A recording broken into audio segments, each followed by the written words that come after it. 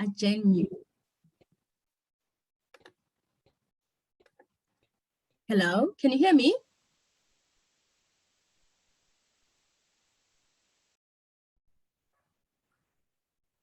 Hi guys, good afternoon. Can anyone hear me? The internet has been very dodgy all day here in Johannesburg. Yes. Am I loud and clear? Oh, okay, fantastic. Thank you so much, Ajenu. I hope I have not massacred your name, and I am so looking forward to chatting to the three fantastic and phenomenal women on this panel, as well as share with the rest of the attendees on this panel. Now, because this is a virtual session, please use the chat box to participate. Your comments, your questions, please put them in the chat box, and they will be attended to as we go along. And then most importantly, please, if you are not part of the panelists, please put your mic on mute, otherwise we get like terrible feedback. Now, thank you to the organizers of the ALITFEST 2021. I am so excited to be part of this festival, and most importantly, to be part of this exciting panel. Things have changed.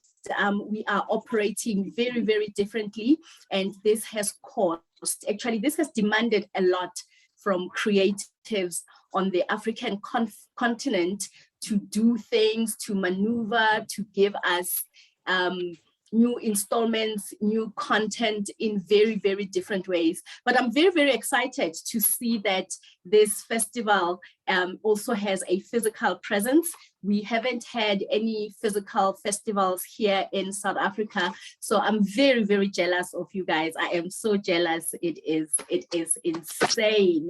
Now, to kick off the session this afternoon, I would like to welcome our fantastic three panelists, Adesuwa, Jemima, as well as Nneamaka. I'm quickly going to read their bios so that we are familiar with the spaces they occupy, as well as the work that they have been doing over the years. I'm going to start with Adesuwa. Adesuwa is a thoughtfully spontaneous catalyst who believes that reading and writing are superpowers that could be used to change the world for the better. I couldn't agree with that more. As a satirist who loves to help writers find their voices or styles and create leverages for them to launch out, she facilitates an organization called Satire, I hope I am saying it right, Satire Africa, with a mission to help readers and writers succeed, which has since morphed into the Satire Africa Foundation, a missionary that uses reading and writing to spread the gospel of Jesus. Adesuwa is also an author who has 3 books, congratulations, 2 of which are Christian fiction, a journey she embarked on in 2021. This makes me so excited. I cannot wait to hear more about your 2 books, Adesuwa. Now, the rest of your bio, we will interrogate as we go on. Now, I'm coming to Jemima. Jemima is a dancer, a choreographer, an artistic director, as well as the founder of the Cramped Dance Studios in Abuja. As a choreographer, she infuses her knowledge of hip hop and other contemporary dance styles to tell stories through her productions, and has worked with various creative artists and organizations. Again, Jemima, the rest of your profile, we are going to interrogate as we go on, because it is such a fantastic profile, and I would like the rest of the attendees as well to be part of this great conversation. Now we come to our final panelist, Nneamaka, who is a creative professional whose passion is to create engaging content for audiences in Nigeria and around the world. She's a broadcaster at Nigerian Television Authority, as well as a producer at Teen Africa Television. Her work cuts across several areas of audio as well as visual production. As a voice artist, Nneamaka is a narrator of children's books for the World Literacy Foundation and provides vocals for film productions as well as brand advertising. Now, ladies, thank you so much, and I would like to welcome you once more. Now, to kick off the conversation, I would like to start with you, Jemima. I mean, you know, in 2021, the world went into lockdown. We had to do things differently. We see how our work moved from outside to inside, as well as how the school changed as well, moved from the classrooms to the kitchen. How has that transition affected your work as a creative? Thank you very much, Lorraine. Hello, everyone. It's good to be here. I hope you can hear me clearly too. Okay, good. So that's a very interesting question. For me, I think just like everybody in my own industry, it just made everything move faster, particularly when it came to the transitioning. I didn't even have the time to process or think. You know, back in the day, we knew that online classes, online sessions were functioning, and they were very good. We also did some online, but we were not sure the African continent or the Nigerian economy and the people within were ready to embrace it. So one of the things that the pandemic did was it made everyone know that, you know, it's the time. You have to do this now or you don't. And so right when the lockdown started, like a week later, my classes were online. I started having networking sessions online. And it was really because I wasn't at that point where I was asking myself, should I do this or should I not? Am I scared or am I not?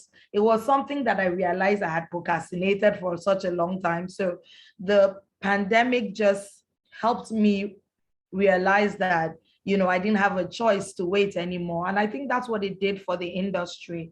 You know, people that were hidden had to come out. Particularly, I can be a very, will I say, a very social introvert. So it was, a lot of people like me had to come out.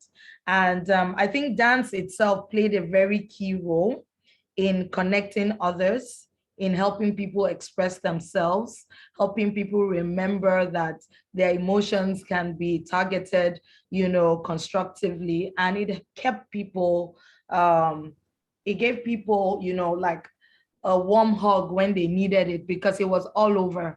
And particularly, I would also like to add that I think the world also saw dance differently. So people that didn't pay attention to dance in a particular way started paying attention to dance, and it paved more roads for dancers. There are people right now that basically concentrate on being online dancers, and it's basically a career now. Creatively, I would also say it opened up doors to places that I couldn't be in live. You know, I could watch live theater now, you know, in the comfort of my room, and people were more willing to share knowledge, connect. And so it really boosted the capacity I had as a creative to relate with people that I never thought I would in different countries. So I would say that even if it was a trying time, it was definitely an opening time. When I mean opening, our minds were more open. We didn't see the things that we thought were challenging as challenging anymore, because we knew we had to do it. And I mean, talking about the online space, I would like to end it that way. I know that I've said a lot of things. I mean, this is probably like the 1,000th online session, discussion I've had. And that's me gathering and networking with people with their knowledge, you know, and it happens this quickly. So one person can tell me one thing that might change my life, not just in the aspect of motivating me, but in the concept that, you know, information, I could hear about probably a grant, a festival, you know, just by someone chatting it. And then that's my course of action. So I think that I must say, though trying, because we're still trying to convince the African economy to get used to paying for services, not products now, services online, creative services online. I would say that it's the beginning of a whole new dimension, you know, for us as creatives. And I'm loving it. I love the online space. I love the transition we've had to deal with. Thank you. Wow, that is such a fantastic anecdote. And I mean, we have seen, you know, a lot of industries have been obliterated, job losses, but there has been such an exploration and an explosion as well of opportunities within the creative space, which brings me to you, Nneamaka. I mean, you are a television producer. You are also a voiceover artist. What has this new way of doing things meant for you and your job as someone who produces for television and also does a lot of work in that industry? Thank you, Lorraine, and hello to everybody. Okay, so in 2020, before the lockdown started, I was working regularly, you know, going to the field, getting content, producing, reporting. And as soon as the lockdown came, I got locked down as well, because there was no way I was going to be out there. And working in civil service, and every other civil service, it was that only the senior staff were allowed to go out to be on the field. So I lost a schedule. That was the painful part. But it also helped me to re-strategize, because it made me see that things needed to be done differently. So we were always going out there, you know, it's television, traditional media, you're always out there from one event to the other. So I had to look for a way to synergize the things that I had been doing in the studio with the new space that we all found ourselves, which is online. So at that time, I had not yet been a producer at Teen Africa TV. I was just really a reporter and broadcaster at the NTA. So we started going online, you know. And one thing that I think that I have as an advantage is my youth. I'm the youngest producer at the NTA in Lagos presently. And so we see things differently. We're not Gen Z, maybe we're Gen Y, but there is that thing of always finding a way. So we started, and by we, I mean myself and other young people around me who were also locked down in different parts of the world. We started looking for how we could bring people out of the anxiety that they were in, because the anxiety covered so many people like a wet blanket, you know. So we started looking for ways, and we created a website. So I moved at that period, I moved from just doing regular TV content to doing written and video content, so that people could chip in, send in contributions, and you know, would keep people occupied. So how were we able to spill that over into when the lockdown eased in Nigeria? Sorry, Lorraine, I know you guys are not having as much fun as we are in Nigeria right now, but hopefully things will get better. So we were able to see that everything is no more physical. You know, there's this new consolidation of the virtual and the online, and we're able to get to now, we're able to get content. So we are attending events online. We are reaching out to people online. Before, we could not have some interviews at the studio because our guests were not willing to travel to the studio. We have a studio in VI, Amadu Bello, but guests will say they don't want to come because bad roads and traffic. So the COVID and the lockdown helped us to see that. You don't want to come to the studio, it's fine. We have Zoom. We're going to join you on Zoom. And to be honest with you, we got so much work done because nobody was talking about transport again, or the traffic or the roads. You know, everybody now said, I can't come. Okay, that's fine. You can't come. We have online for you. If you give us the link, your time you're available, we'll be able to join you. And we got so much work done. We're also able to reach so many other people, you know, legends in the industry. And I find it very, very privileged. I consider it a privilege to be able to even have these conversations. Because most of the time people have to travel to states to see elder statesmen in industries. For example, in the entertainment industry, we have a captain. His name is Tunde Kelani. Tunde Kelani is a man who has created, you know, we call him a cultural custodian. He has created so many films that preserve the Yoruba traditional history, and he puts it in film.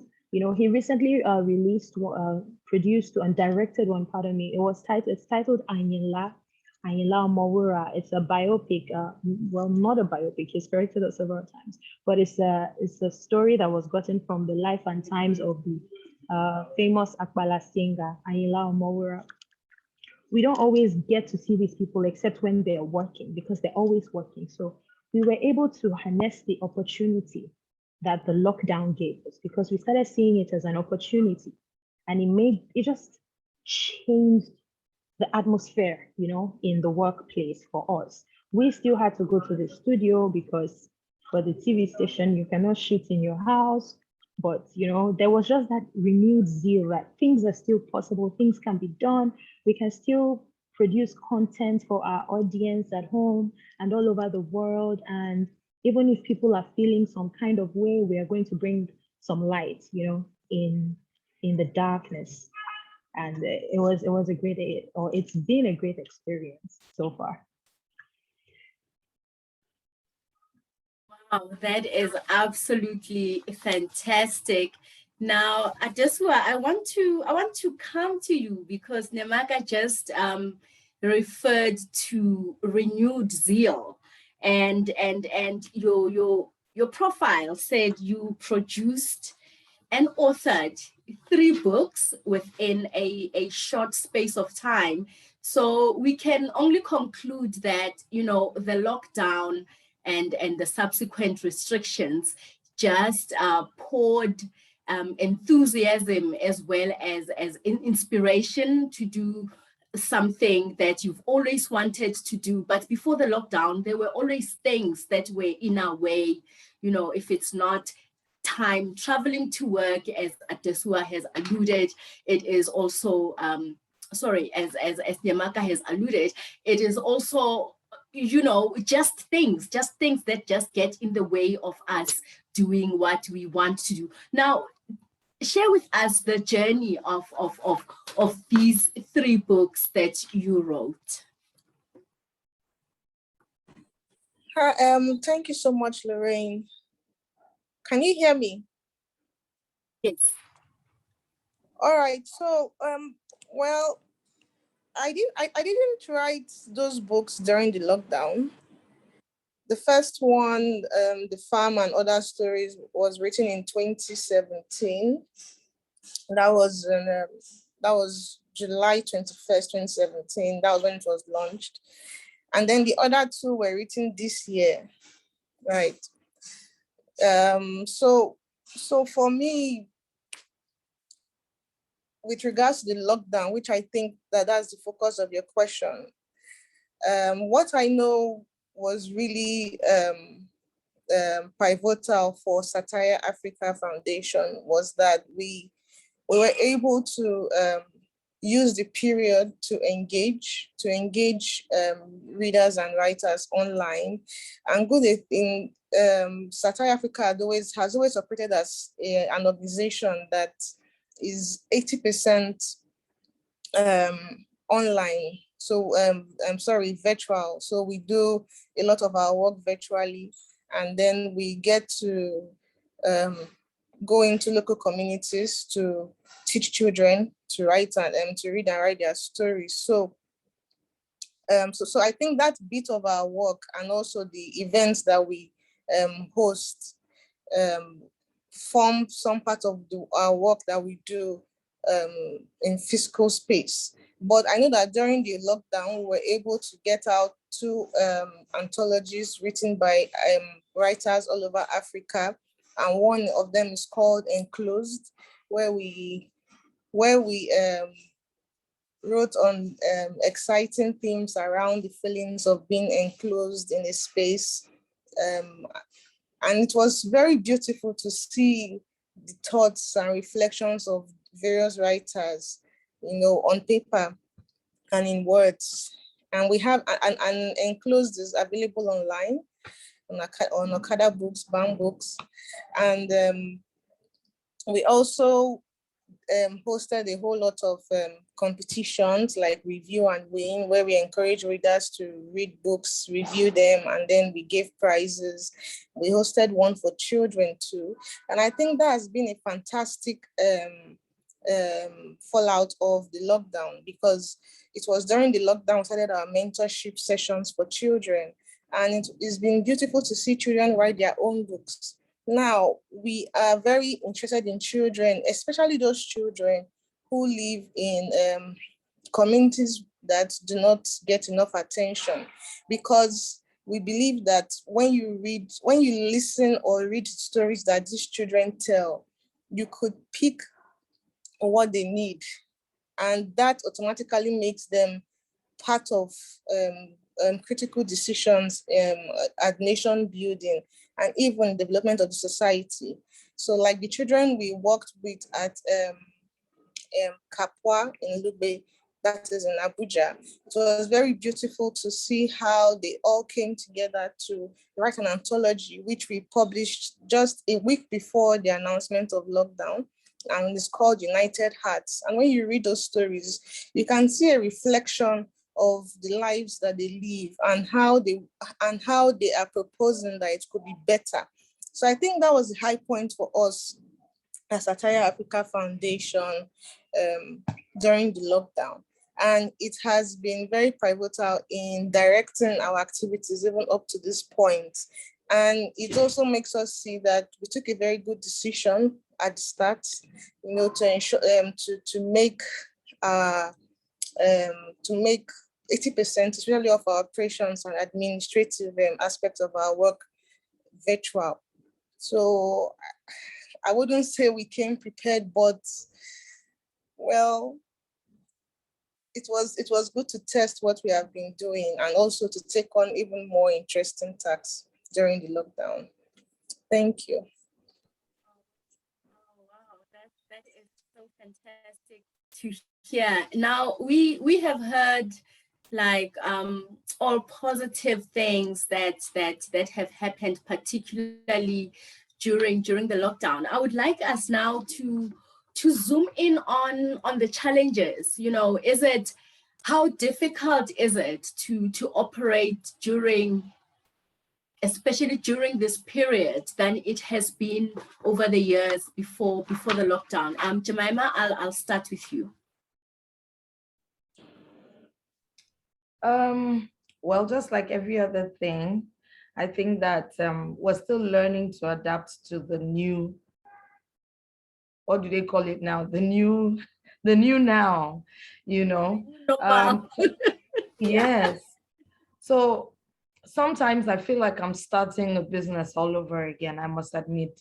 Even if I'm online, even if I have new people, like I work with people now in different parts of the world, but I have to build my model for them.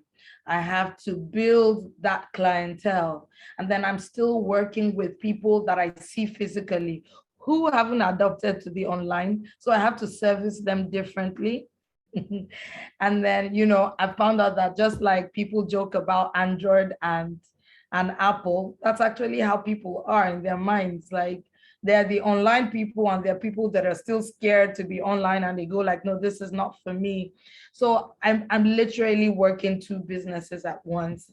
One of the challenges I had during the lockdown, though, even if it was quite interesting for me because of my personality, was that I don't just work alone. So even if it was new experiences, new challenges, new audiences, I still had to work hard to try and make it up for my team, because just like every new business, you would have to climb one step at a time.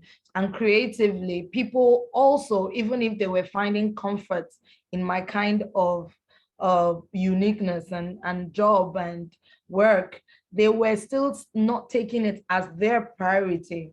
They were not taking it as, it was not survival for most people here in Africa. So they would think of course, food first. They'll think of, education first before they think about the bills that have to do with my industry. So basically, I had to begin, and I'm still on that process of creating value again in a different way. My productions, I decided to look back at it. Instead of focusing on having large scale productions, let me be creative about it, bring it more intimate, but project online. That way I can have an online audience, but make it so intimate that the larger audience is online, and then I'm creatively managing the people that are live. I just had to rethink strategies, and it's still an ongoing process. Now, even if as a creative, or as an entrepreneur, or as a pioneer in some ways, even if I see a future, I'm loving it. It's not just about me now. I work with a team. So it's also building the team to understand. It's like retraining them as well in every aspect, not just the tool. The tools are easy. It's easy to train people in the aspects of, using tools and equipments, but having them see a bigger picture, of how this space is now different is also a challenge that, not so great a challenge, but it's something that you have to be patient about. It seems like everybody is online, but the truth is that not everybody is online. So just navigating that. Then of course, I know that like in the Nigerian industry, people got some funding when it comes to finance, but I still think a lot of people are still trying to understand the creative industry. So they don't know how to go about funding except through the creative projects. They don't know how to, I run a multi-system where I run a structured system and I run a creative system. Now, this is not to say that the creative system is not structured, but it's different. It's different, And so I work in the two spaces where I have like people working 8 hours, and then I have the other space where people work just creatively. And so I have to connect with these two. But when people look at me, they just look at, yes, you are the creative. You are the creative, so we don't understand you. How are you doing this and doing this? So I'm still in that space for a lot of people, where they're still trying to understand how we work. Let me see, what are the challenge? I think, I think I said it all. Just navigating both spaces, like two different businesses, are quite a challenge. Yeah. And of course, the economy is not making matters easy, because we still pay every other bill, the rent, the light, and all of that. So yeah, I think I'll stop there.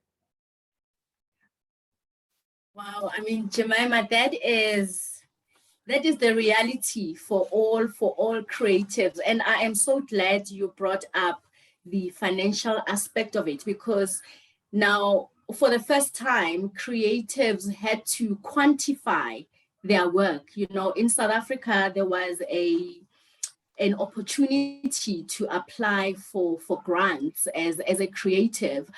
And the challenge now was pricing. Do you price the finished product?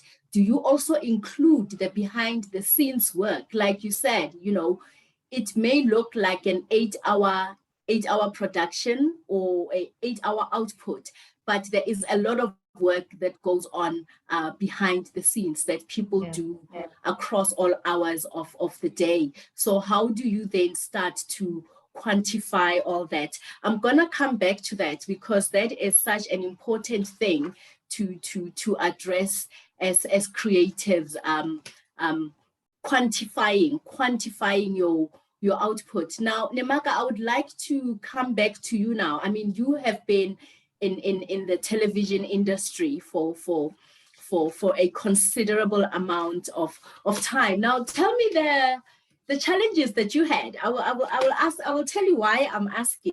I mean, here at home, as soon as we moved online, we were all excited. We got phones, we got laptops, we got data. You know, all I have, how difficult could it be to just be in front of your camera and start doing your thing? And then other things came into play. Suddenly there were issues with lighting. My lighting is not that great in the kitchen. And the room, you know, is not really soundproofed in the bedroom, and then you can hear people in the bathroom. So in the beginning, there were all these videos which really, they were cringeworthy. We were laughing, but it was us, and it took us a long time to get here, and we had to get gadgets. You had to get a light, you had to get a stand, you had to get a microphone. It was not as easy as we thought. So tell us more about your challenges from your content creators.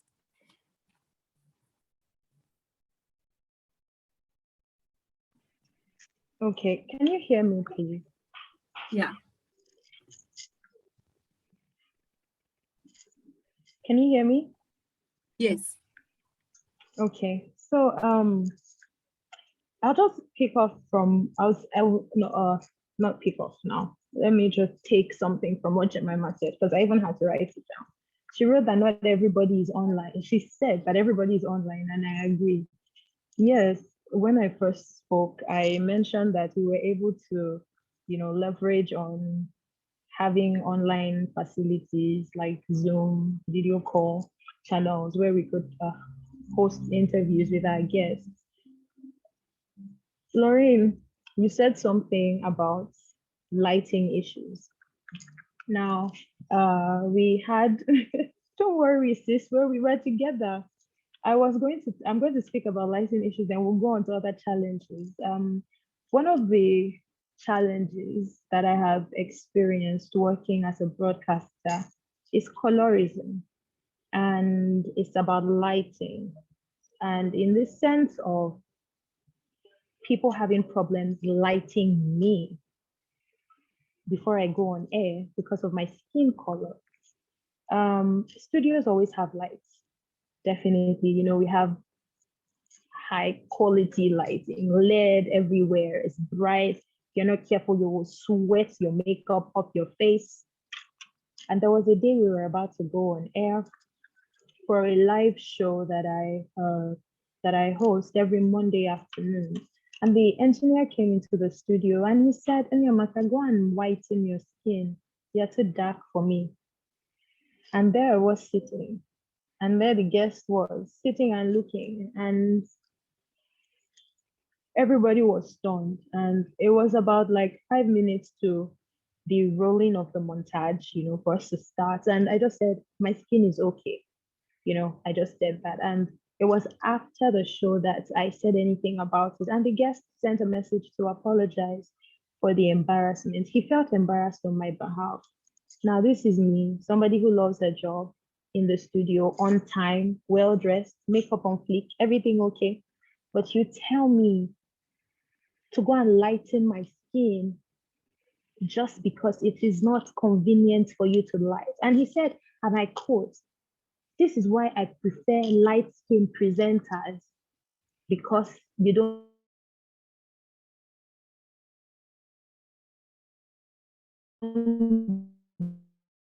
give me work." Sorry, can you hear me? I'm sorry, can you hear me, please? Sorry, a call came in. That was what, let me just put this on DND. We can hear you. All right. So that was what he said to me just a few minutes before I went on air.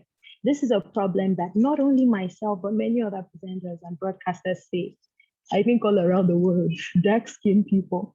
But that's one of the challenges. I handled it anyway, but I found out from somebody who had worked on the same set before me that it was not a one-time thing, that he had done it to her as well.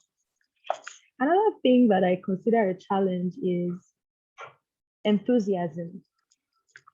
Being a young person, we're full of zeal. We want to do things. You know, we believe that if we run into a brick wall, it's the wall that will collapse and not us.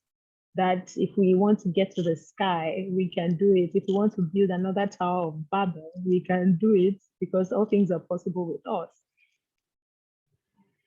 Sadly, I did not experience that level of enthusiasm with my workmates. And I tell people that when I'm working with other people, you know, in private firms and groups, you call everybody by name.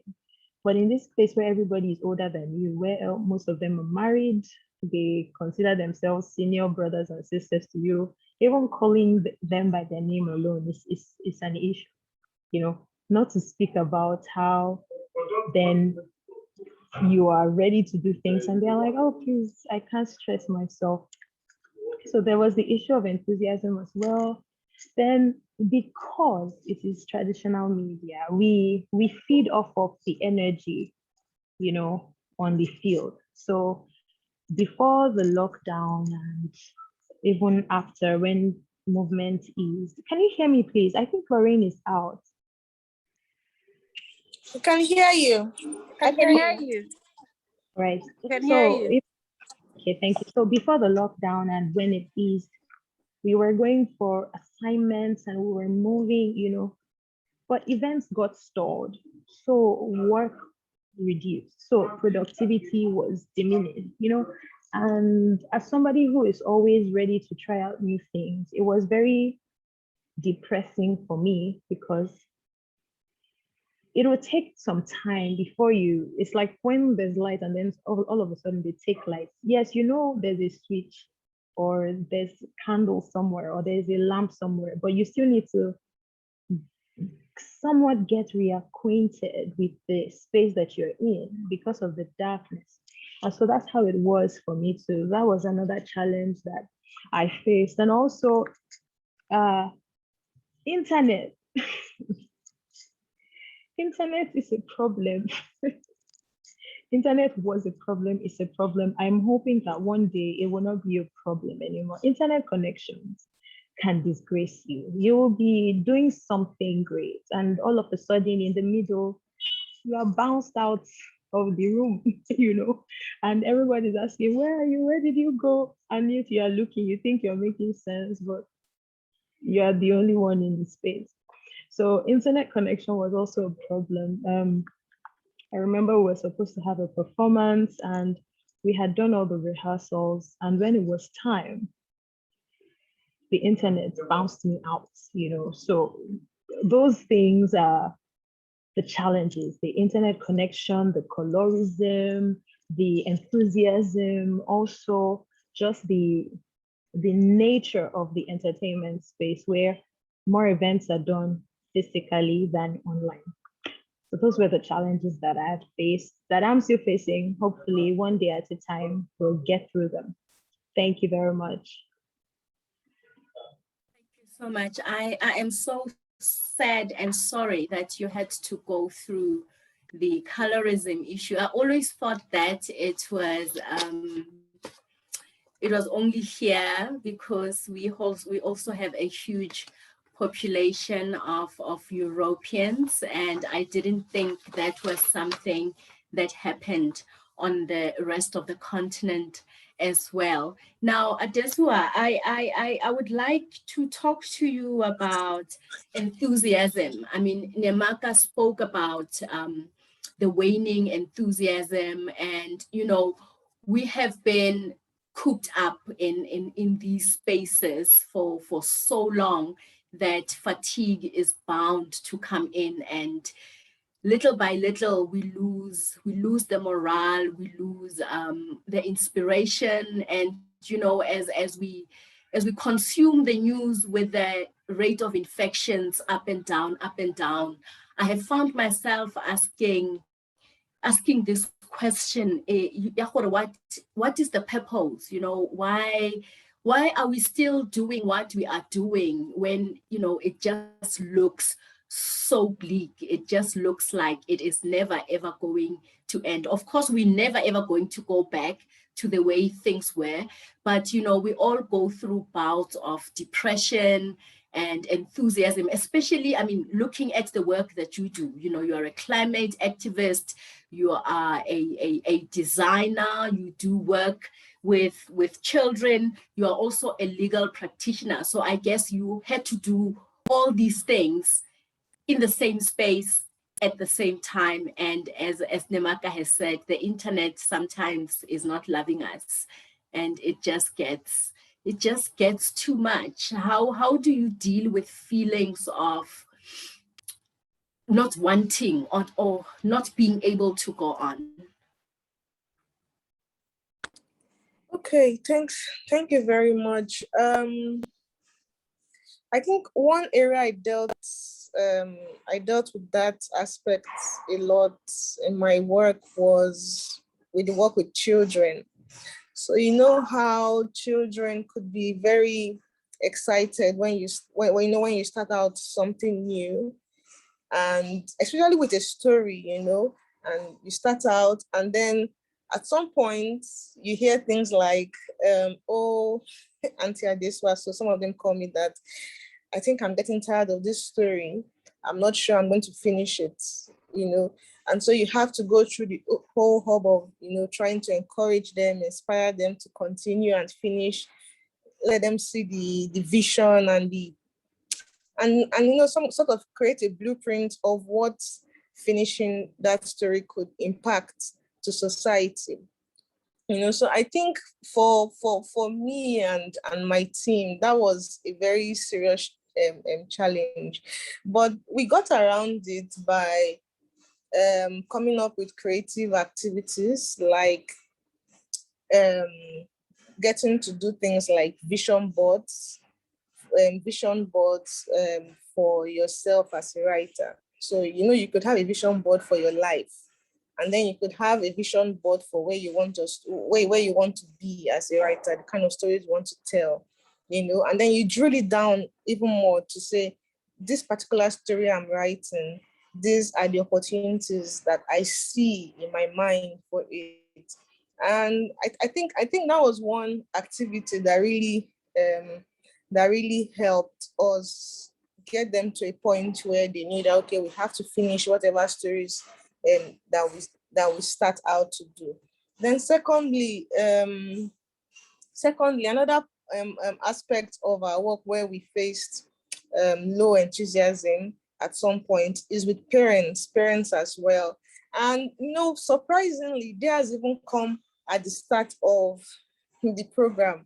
So you know all those stories we hear of how you know, you would expect that, oh, parents will be like, you know, the number one fans for their children. But one thing I got to learn in this line of work is that actually I think the reverse is almost the case, because it looks like, not that it looks like, it is that parents see themselves in their children, and at some point they sort of project their fears. They sort of project their fears onto their children, to the point where, so if I speak to your child and I'm telling you, oh, your child has this talent, you need to hone it. I support a child to hone it, and they're telling you, oh, are you sure my child can actually write a book? You know, this is 2 months now. Are you sure she's going to be able to finish that? Because I don't want her to go through. So I've had parents tell me, I don't want her to go through go through the experience of failing or not being able to finish. You know, so that was very interesting for me. And I got to realize that children are even more courageous than we think. They are much more courageous than we think. Sometimes we just need to give them space. to just do what they need to do. Because at the end of the day, these children actually finished their books, their stories, and to the amazement of their parents, we're discussing, okay, this is when we're going to launch and all that. So when it comes to tackling low enthusiasm from caregivers, because there are some instances where it's not the parent you are dealing with, especially in the local communities. You have to really work on, at some point, you may have to shift your focus from the caregiver and see how you can get the child to a point where their confidence level is built up to the point where they're able to stand down any form of low enthusiasm that could be coming from the house, from the home, or even from their friends and people around them. So yeah, that for me, that was something very interesting to learn. And then it was also quite sad at some point during the lockdown when we could no longer go into the communities anymore because we had to all stay indoors, and so we were sort of cut off from the children, and that made me realize something very important, that we could be going on and on about development work, having NGOs spring all over the place. And well, I'm speaking as a Nigerian in Africa, and yet it seems like we're not taking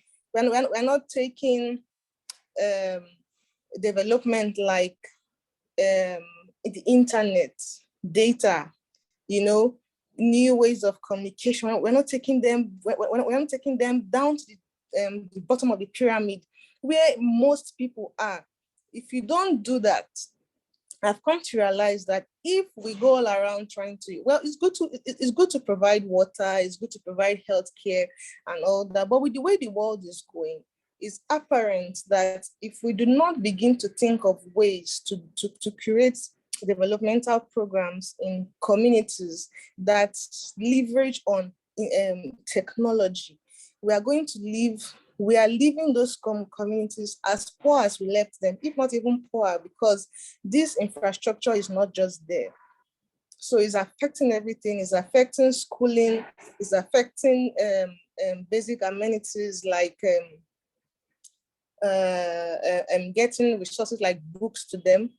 It's affecting communication.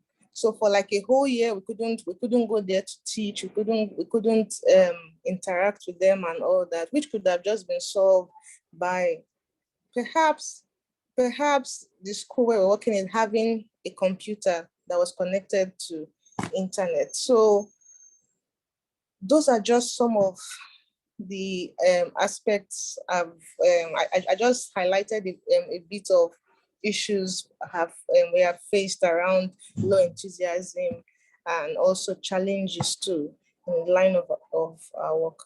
Thank you.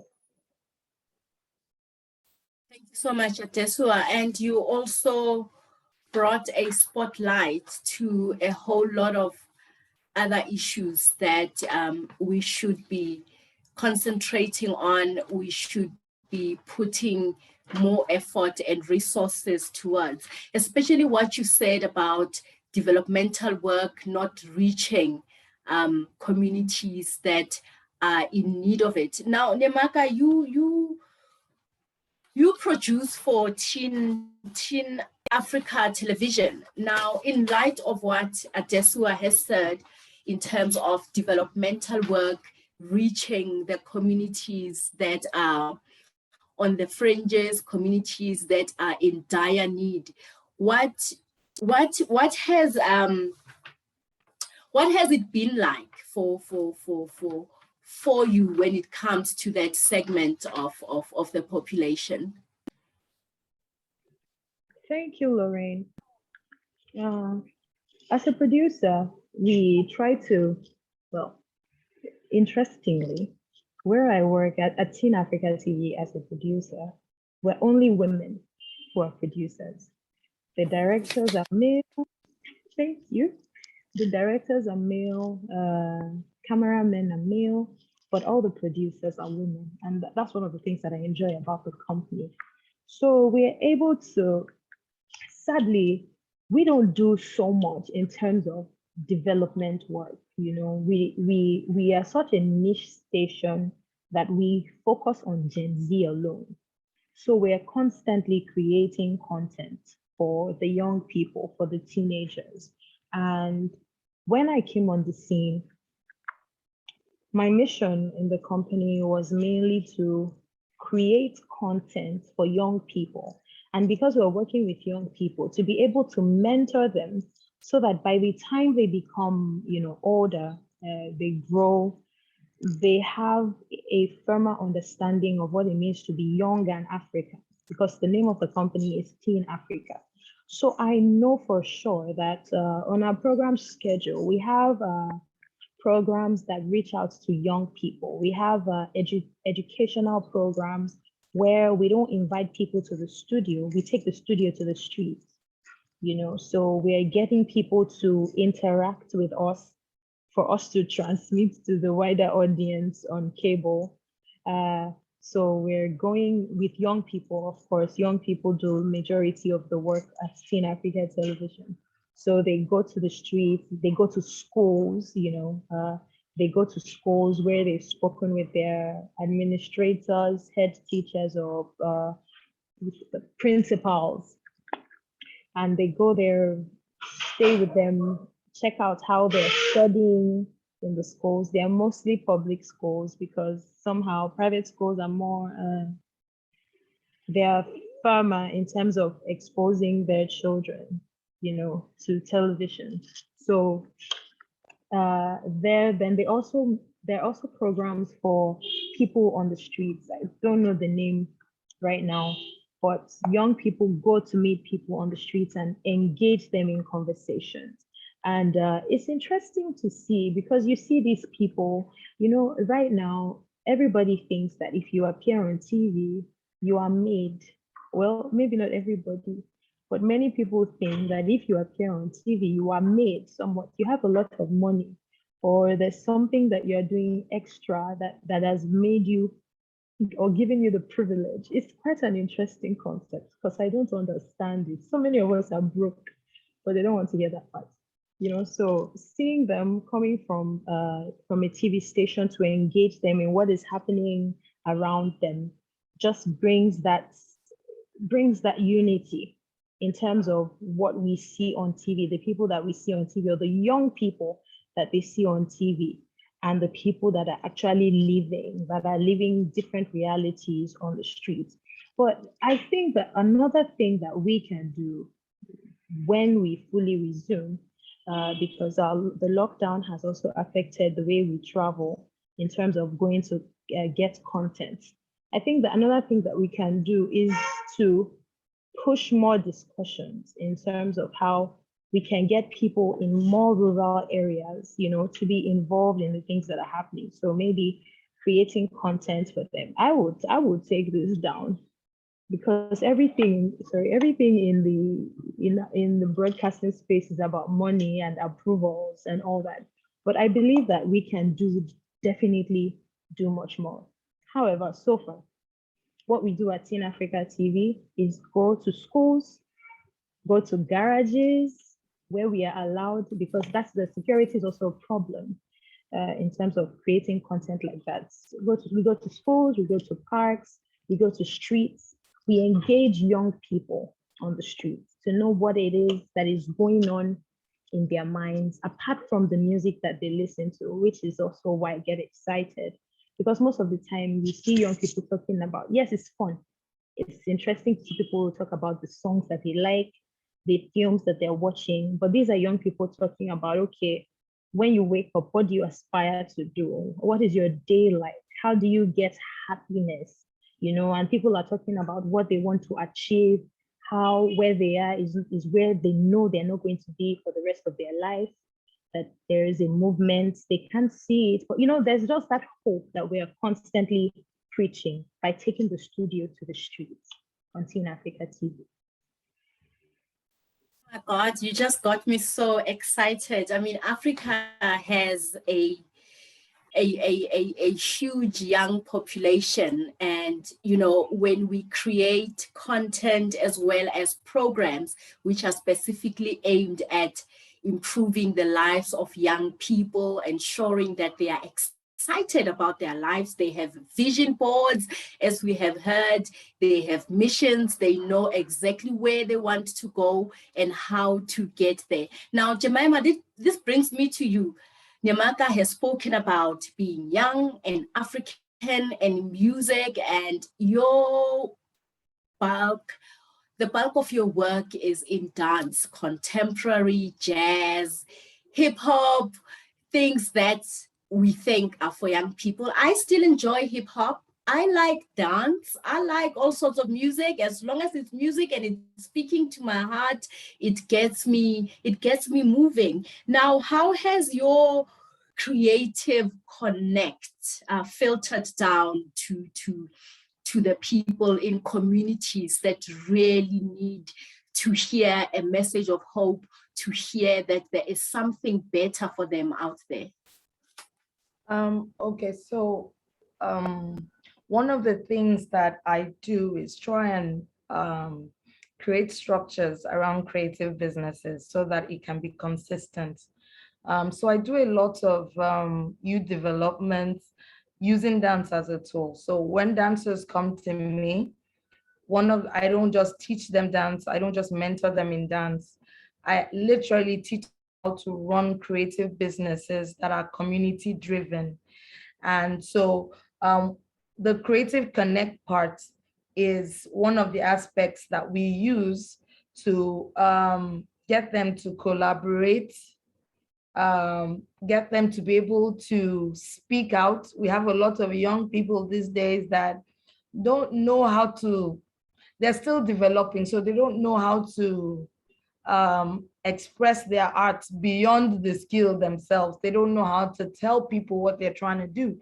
And sometimes it's because they lack the experience and the depth, and they're still in the excitement of creation. So I help them understand processes on how to build something that really affects humanity and how they can still be creative and express themselves. I teach them to be leaders, and most of them are actually leaders leading or dancing with other teams that desire to do community projects, but they just don't know how to do so. So I literally put them in structures that get them to explore, express, collaborate, connect, and then also learn creative business skills. And so after a lot of them are running projects on their own too.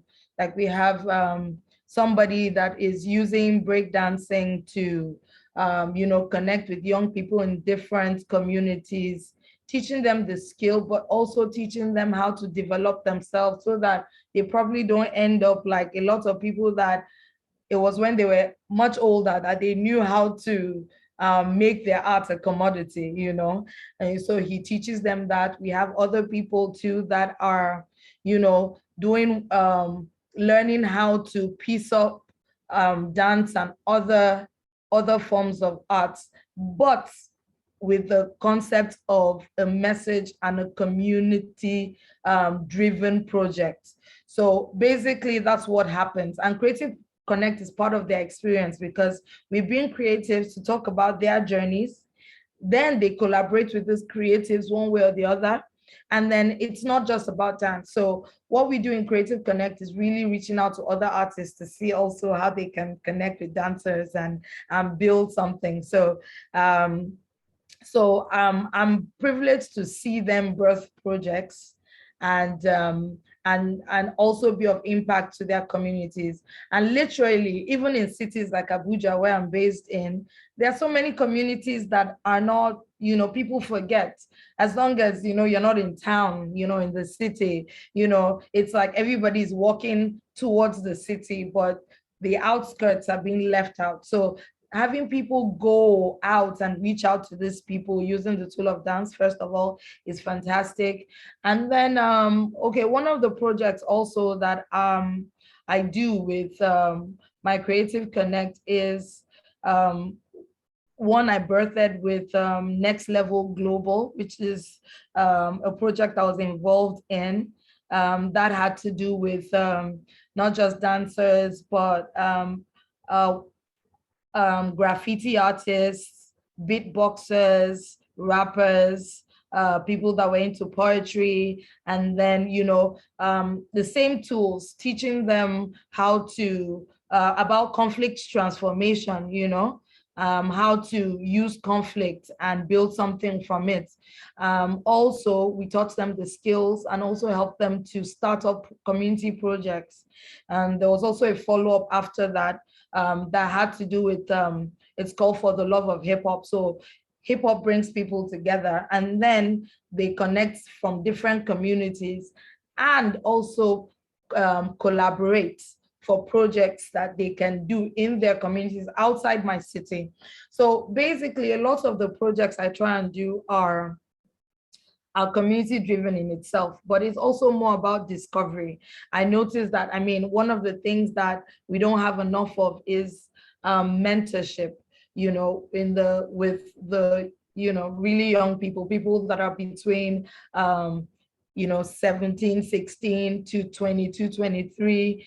And these people are really in that phase where they know they have to build on their creativity. And then a lot of them are from communities that they can't afford a lot of things. So they're turning between following their passion and their art, as well as making something that is financially viable, you know?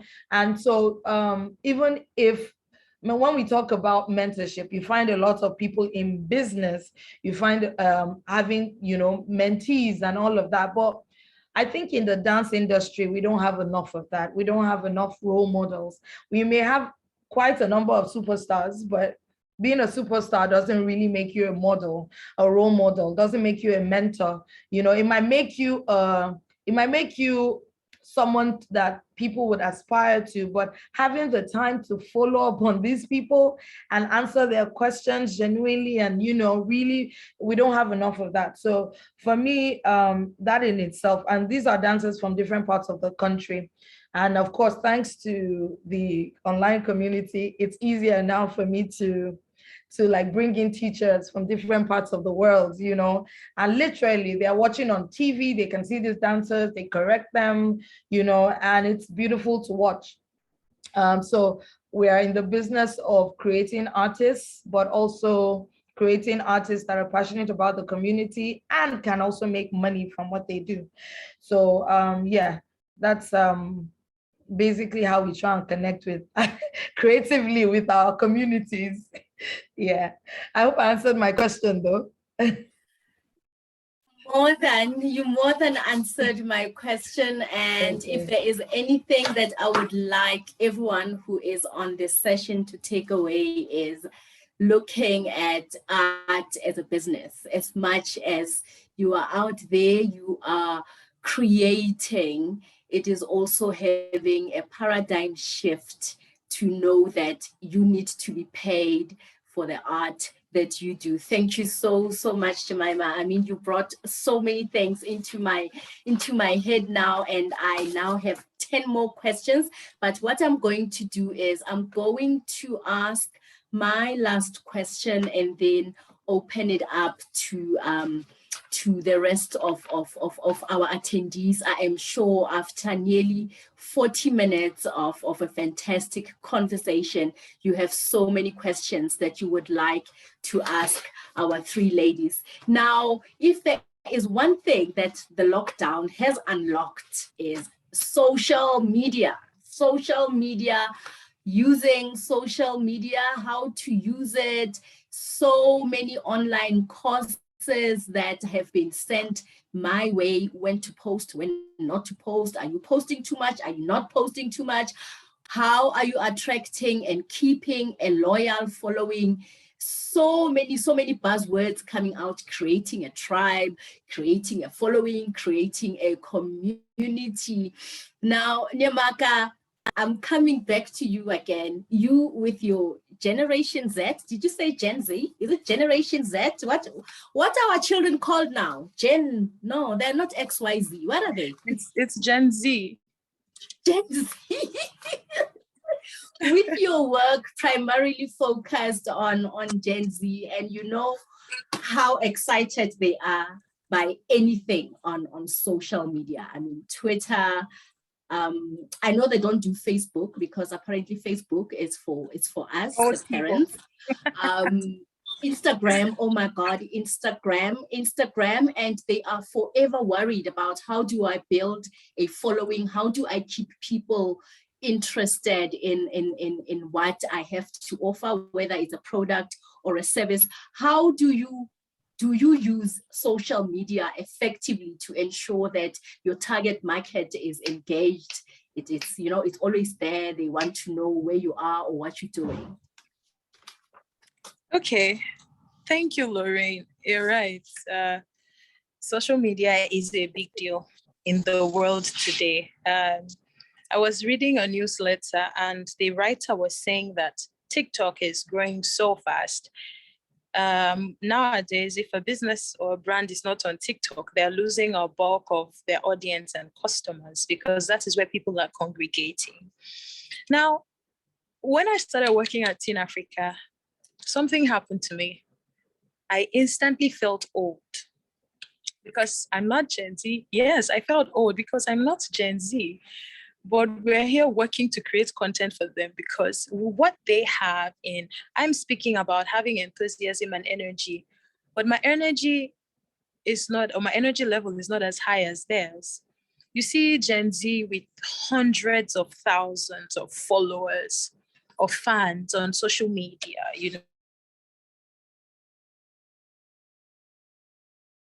TikTok, Instagram. Can you hear me, please? Okay, yes, TikTok, Instagram, no Facebook because it's for the adults, for the old people, octogenarians. They have YouTube channels. They are milking social media like never before. So yes, social media is important. I would say from my own point of view, yes, there's so many buzzwords, but there's community, like you said, there's building a tribe, there's the hashtags, when to post or when not to post. But there is one thing that will not go out of fashion, and that's authenticity. No matter how many times you log into any page or how many people create social media accounts, what will keep you when the buzz is gone, when people are not coming to your page in droves because of something that you've done that is trending or viral? It is your authenticity. And that is also what is going to keep you from overthinking the things you do. It's really easy to talk about not being worried about the numbers. We'll take, for example, I have about 3,000 followers on Instagram. The people I'm working with have 11,000 followers. They have 16,000 followers. These people are 17 years old. Excuse me. It's like, and well, considering that I'm making more money, I don't have a problem with it. I don't have a problem with the number of followers that they have, but it just really goes to show how the world is tilting. It's tilting towards the young people. So you're either, how they say, if you can't beat them, join them. So we're not joining them to become Gen Z, to remove years of our age. We're joining them because we have the advantage of experience. So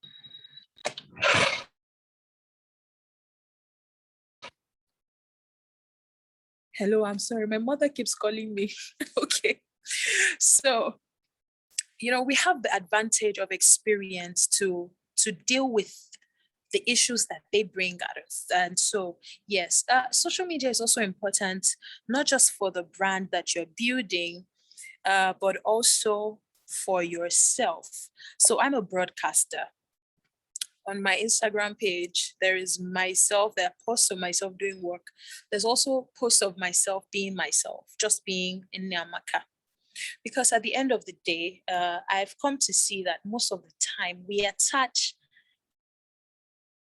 the importance of our existence to the things that we do and not who we are.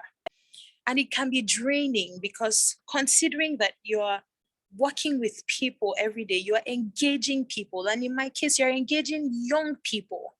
There is this thing about wanting to appear like you are making sense. But so what if you're not making sense? It's the pressure to always seem like we have it together. That's one thing that occurs a lot on social media. It's great. It's a great tool, like I've said, we use it to work, but also if you're not careful, you will get sucked in. So we're not beating these young people, these Gen Z people. If you even beat anybody now, they will come for you, but it's using social media as a tool to show people that there is something about me. I was telling somebody this morning that so many people do the same jobs that we do. I'm not the only broadcaster in Nigeria. You're not the only owner of a book club, Lorraine. You're not the only person who's written a book, who's contributed to anthologies, and raised children. There are so many people doing the same thing, but there is something in you that's a unique, it's a unique DNA now that makes you do the things that you do the way that you do them, that nobody can copy or steal from you. And that is what we should be able to promote on social media. So away from the following, away from the power it harnesses, the power that we bring is not even the community. Because you see, there was a time, I'm sorry to add, I'll just round up with this. There was a time that there's this popular show, Big Brother Naija. It's still trending right now. A few years ago, somebody came out of the house when the season was over, and she had already gotten to 1 million followers. And something happened a few days down the line. It's reduced to 990 something, just like that. It was 1M, and then it became 990 something K. And people were talking about how, they've unfollowed her because she's not giving them what they want. We will always not give people what they want. But when you stay true to yourself, one, when you take social media for what it is, it's a medium. It is not life. You are able to find the balance between using it for work, using it to promote yourself, using it to reach out to people, and also living life away from the eyes or from the peering eyes of the world, from the online community. I hope I was able to answer the question. Thank you. This is more than an answer that you've given me. Now I'm going to come to you, Adesuwa. Nneamaka has spoken about authenticity and how we need to be very cognizant of our use on social media and just be clear of what are the objectives that why are we using social media, and how has, now there is, Nneamaka has alluded to somebody who had a million followers, and then a few days later, something unfortunate happened and the following was reduced to just under 1,000. Now, you use satire to encourage people to read, children to read and write. How has, the culture that has grown around social media use, especially cancel culture? Satire now, we have become a little bit more sensitive about what is a joke, what is not a joke, what you can make fun of and what you cannot make fun of. Now with social media all in our eyes 24 hours a day, what is the balance? What is the fine line between what is satirical and what is offensive?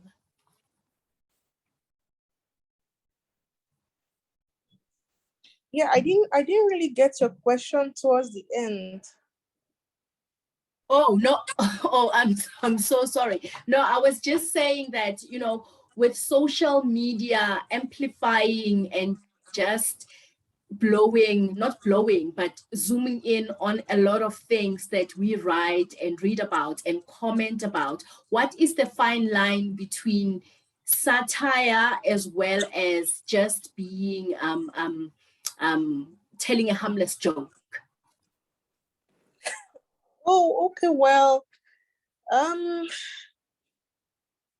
for us, we try to encourage very constructive feedback on, I hope I answer your question, on stories or sent in by writers, and also to create safe spaces for readers and writers to engage. So away from mainstream social media that we're used to, like Instagram, like Instagram, Facebook, and TikTok, that are the high flyers that we all know. We set up enclosed communities like the Readers Colony, writers meetups on apps like Slack, and where we can create different rooms, and we ensure that we all respect each other's opinions, and ensure that we are all free to share our thoughts on different books, genres, and themes, diverse themes. And then you have people coming to those meetups from all around the world. So it even behoves even more responsibility on us to ensure that we are open, and that we have mutual respect for what we are sharing. Because as much as we may always want to give some kind of reviews on books, if you know what I mean, or on arts by writers or poets, or also like, we also need to embrace the fact that writing, the art of writing, the art of even reading and sharing your review is something that goes, as in, it's, I don't want to say hard work, but it even goes beyond hard work. It has to do with confidence, courage to put out yourself, put out your work, and then the excitement to want to get feedback, and then not having to get your enthusiasm, as we earlier spoke about, busted because someone feels a certain kind of way. So we try to balance all that in our communities in a way that you could say how you feel, but at the same time make it constructive enough that the person at the receiving end could learn from. I don't know if that answers your question. Guys, thank you so much. Now, Jemima, I'm going to come to you before we wrap up. How has social media amplified the work that you do? I guess you also work with a bulk of young people who are very excited about all these apps. How has that impacted on your output? Okay, well, at least they get to teach me how to do the TikTok. Surprisingly, everyone as a dancer, everyone expects me to, be in tune with the TikTok. In truth, I don't know. I feel silly when I'm doing videos that, are just for the fun of it. I do understand the marketing value of things like that. It's also about the headspace and, so many things. So they get to make me feel younger. I'm still young. They also get to help me with little things like that. And it's nice that we can also project their individual arts and their processing also on social media. Like sometimes very soon we'll be projecting them, having them come live to talk about their work. During rehearsal, sometimes we go live, just so that people can enjoy them. And then we push them out there as well. The last production that we did was called Mute. And it was done right at the studio space, but projected out. And then we were privileged to, what we did was to ensure that they had their own little pieces they had to talk about something that mattered to them, experiences about Nigeria that they'll never forget, that, you know, really changed their process of thinking. And they projected this on social media, you know, because we were projecting live, and we had a lot of questions, you know, coming for them. Why did you do this? What happened to you? And it was also such an experience for them, getting feedback from people, you know, live, and with the work they did, not the work I did for them, the work they did, you know, and because the experiences were so personal for them, and for them to get that kind of live feedback that, yes, this was something people connected to, because we try and tell stories. We don't just want to entertain. We want to entertain, but we want to tell stories as well. So it was nice that people could connect with their stories. And after that, they shared to me that this was the first time that they felt like their work mattered, not just for the entertainment purpose of it, but really that, you know, they saw themselves as artists. And, you know, of course we can do that live, but with the help of social media, they're already projecting themselves to an audience that is not only their immediate surrounding. And so it's helping a lot. And I'm sure I'll soon get the hang of the TikTok as well with their help, with the Gen Z and all of that. Yes. Yes, I'm also learning. I'm also learning TikTok. Unfortunately, we have reached the end of our time. I wish we had more than an hour and a half to dissect this topic. I would like to take this opportunity to thank all three of our panelists for their inspired as well as empowering inputs and outputs. I would like to thank ALITFEST21 for the opportunity to be part of this session. If you are a creative out there, do not lose heart. As we have heard, opportunities are still out there. All you have to do is explore them, express your art, collaborate with others, and keep your connections going. Thank you so, so much. A recording of this session is available on that email address. Thank you, Ngiyabonga. Thank you. This was fantastic. Good night. Thank you very much. Thank you, everyone, for listening. Thank you all. Bye. Thank you. It was a pleasure to be here. Had fun speaking and listening to the ladies as well. Thank you so much. Thank you, guys. Bye. Bye. Bye. Thank you. Bye.